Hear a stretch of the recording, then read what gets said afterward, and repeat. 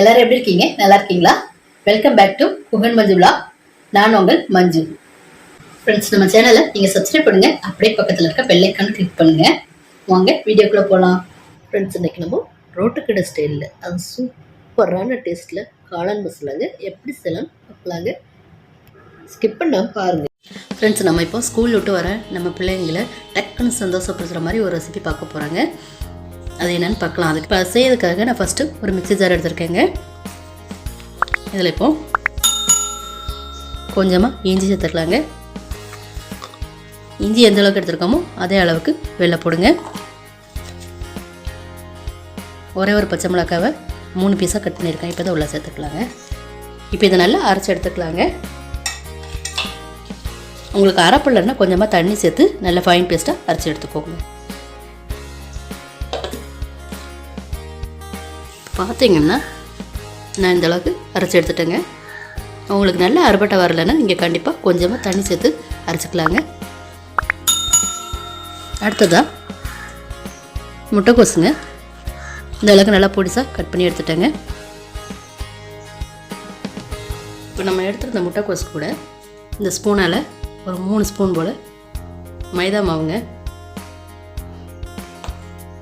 3 spoon அளவுக்கு மைதா மாவு சேர்த்துக்கோங்க.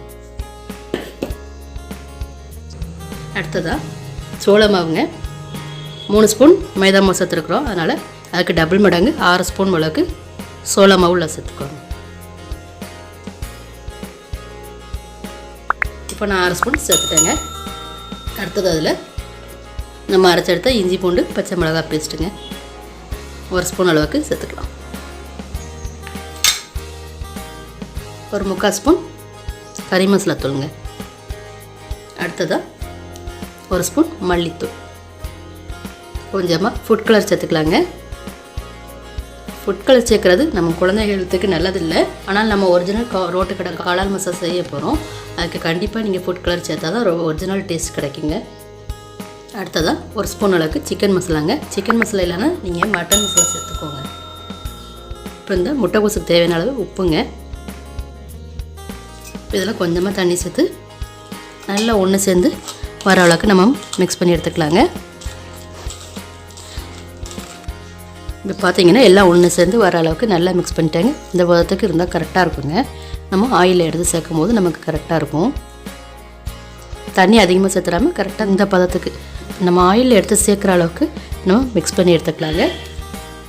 இது ஒரு சைடு இருக்கட்டும். நம்ம அடுத்தல மாவு பிசைஞ்சு நான் ரெடி பண்ணும் போதே கடையில் தேவையான அளவு ஆயில் ஊற்றி நல்லா ஹீட் பண்ணிட்டேங்க. இப்போ இந்த மாவை நம்ம பிசைஞ்சு வச்ச முட்டைக்கோசை கொஞ்சம் கொஞ்சமாக கிள்ளி உள்ளே சேர்த்துக்கலாங்க. எந்த ஷேப்லேயும் நீங்கள் சேர்த்துக்கோங்க. உங்களுக்கு எந்த ஷேப்பு விருப்பமாக இருக்கும் நீங்கள் அந்த ஷேப்பு சேர்த்துக்கோங்க. நம்ம இது வெந்து எடுத்த பிறகு சின்ன சின்ன பீஸாக பிச்சு தான் எடுக்க போகிறோம். அதனால் வடை மாதிரி தட்டி போடணும்னு அவசியம் இல்லை. உங்களுக்கு எந்த ஷேப்பு விருப்பமாக இருக்கோ நீங்கள் அந்த ஷேப்பை சேர்த்துக்கோங்க. இப்போ பார்த்தீங்கன்னா நான் பிசைஞ்செடுத்த மாவை எல்லாத்தையுமே ஆயிலே இது மாதிரி சேர்த்துட்டேங்க. ஃபுட் கலர் சேர்த்தா தான் நம்ம ஒரிஜினல் ரோட் கடை ஸ்டைலில் கிடைக்குமா, சேர்க்கணும்லாம் அவசியம் இல்லைங்க. உங்களுக்கு சேர்க்க வரப்பில்லைன்னா கண்டிப்பாக நீங்கள் சேர்க்காதீங்க. இப்போ இதனால் கிறிஸ்பியாக ஃப்ரை ஆகட்டுங்க. நம்ம இன்னொரு சைட் டேன் பண்ணி கொடுத்துக்கலாம். பார்த்தீங்கன்னா ரொம்ப எம்மியான கலரில் சூப்பராக கிறிஸ்பியாக ஃப்ரை ஆகிட்டு இருக்குங்க. இப்போ அதை நம்ம இன்னொரு சைடு நல்லா வெந்து வரதுக்காக டேன் பண்ணி கொடுத்துக்கலாம்.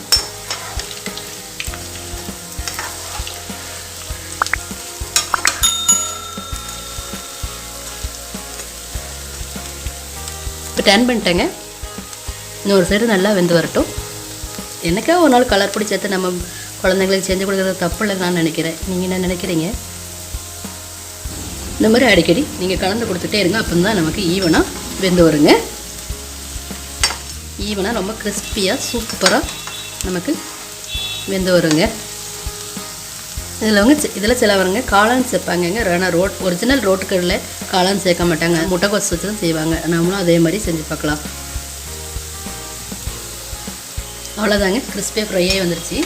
இப்போ ஆயிலை வடிச்சிட்டு எடுத்துக்கலாங்க. டிஷ்யூ பேப்பர் போட்டு எடுத்துக்கோங்க. எக்ஸஸ் ஆயிலை அதை அப்சர்வ் பண்ணிக்கணும். இப்போ ஆயிலை வடிச்சிட்டு நம்ம எடுத்துக்கலாம்.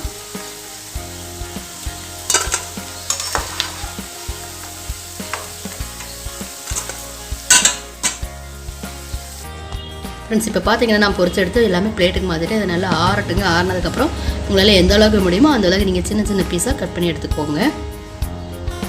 இப்போ நம்ம பொரிச்சு எடுத்த ஆயில் இருக்குல்லங்க, இப்போ இந்த ஆயிலில் மேலே டெக்கரேஷன் பண்ணதுக்காக கொஞ்சமாக கார்ன் சேர்த்து பொரிச்சிக்கலாங்க.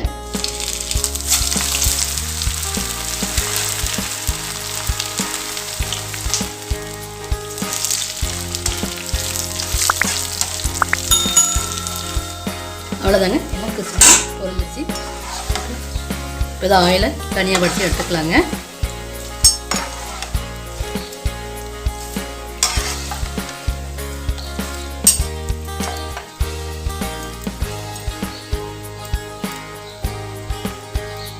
இப்போ கானெல்லாம் பொரிச்சு தனியாக ஒரு பிளேட்டுக்கு மாற்றிட்டேங்க. இப்போ அடுத்தது இன்னொரு பேன் வச்சு நல்லா ஹீட் பண்ணிட்டேன். இப்போ இந்த பேனில் நம்ம தண்ணியாக ஒரு சால்னா ரெடி பண்ண போகிறோங்க. அதுக்காக தான் பேன் வச்சு ஹீட் பண்ணியிருக்கேன். இப்போ இதில் தேவையான அளவு தண்ணி சேர்த்துக்கலாம். ஃப்ரெண்ட்ஸ் இப்போ நம்ம ஊற்றிருந்த தண்ணியில் நம்ம ஃபஸ்ட்டு அரைச்செடுத்த இஞ்சி பூண்டு பச்சை மிளகாய் பேஸ்ட் உள்ள சேர்த்துக்கலாங்க. அடுத்தது அதில் சிக்கன் மசாலா சேர்த்துக்கலாங்க. ஒரு அரை ஸ்பூன் கறி மசாலா தூளுங்க. இப்போ இதில் ஒரு ஸ்பூன் மிளகாத்தூள். இந்த தண்ணி சாலாக்கு தேவையான அளவு உப்புங்க, கொஞ்சமாக கலர் பொடிங்க. இப்போ இதெல்லாம் ஒன்று சேர நல்லா மிக்ஸ் பண்ணி கொடுத்துக்கலாம்.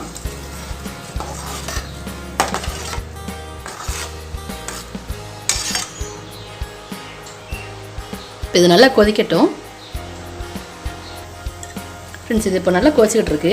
இதில் ஒரு 2 டீஸ்பூன் போல் கார்ன்ஃப்ளவருங்க, அதனால் தண்ணியில் கரைச்சி வச்சுருக்கேன். இது நல்லா நம்ம தண்ணி சால்னா நல்லா திக்காவதுக்காக கொஞ்சமாக கார்ன்ஃப்ளவர் சேர்த்துக்கலாம். உள்ள கார்ன்ஃப்ளவர் சேர்த்துட்டு மிக்ஸ் பண்ணி கொடுத்துக்கோங்க.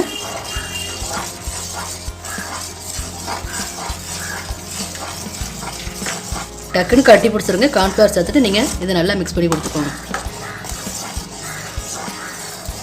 இப்போ பார்த்தீங்கன்னா நம்ம கார்ன்ஃப்ளவர் சேர்த்ததுக்கப்புறம் இந்த அளவுக்கு கொதி வந்துட்டுருக்குங்க. இப்போ நான் பொரிச்சு எடுத்த முட்டைக்கோஸ் எல்லாமே இந்த மாதிரி சின்ன சின்ன பீஸாக கட் பண்ணிட்டேங்க. இப்போ இதை உள்ளே சேர்த்துக்கலாம். உள்ளே சேர்த்துட்டு எல்லாம் ஒன்று சேர நல்லா மிக்ஸ் பண்ணி கொடுத்துக்கோங்க.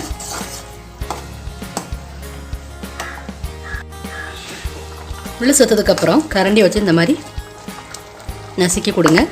இப்போ தான் நம்ம சேர்த்துருந்த முட்டைக்கோஸ் எல்லாம் ஒன்று சேர்ந்து கார்ன்ஃப்ளவரில் நல்லா ஒன்று சேர்ந்து வருங்க. இப்போ வந்து ரோட்டு கடை காளான் மசாலா டக்குன்னு ரெடி ஆகும்.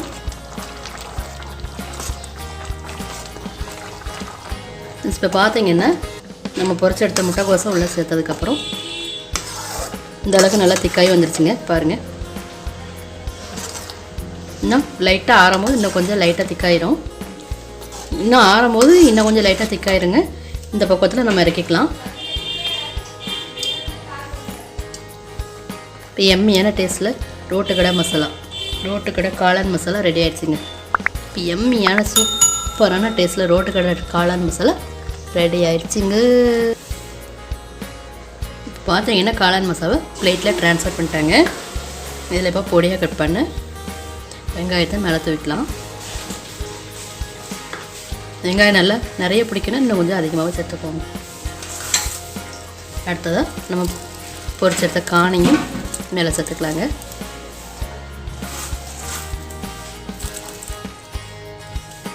அவ்வளோதாங்க, சூப்பராக ரெடி ஆகிடுச்சு. இப்போ நம்ம வீட்டு குட்டீஸுக்கு, நம்ம ஸ்கூல் விட்டு வர குழந்தைகளுக்கு இந்த மாதிரி கண்டிப்பாக நீங்களும் ட்ரை பண்ணி பாருங்கள் எப்படி இருக்குன்னு. நம்ம ஸ்கூல் விட்டு வர குட்டீஸுக்கு இந்த மாதிரி செஞ்சு கொடுங்க. ஓகேவா ஃப்ரெண்ட்ஸ்? லைக் பண்ணுங்கள், ஷேர் பண்ணுங்கள், அப்படியே மறக்காமல் சப்ஸ்கிரைப் பண்ணுங்கள். தேங்க்யூ.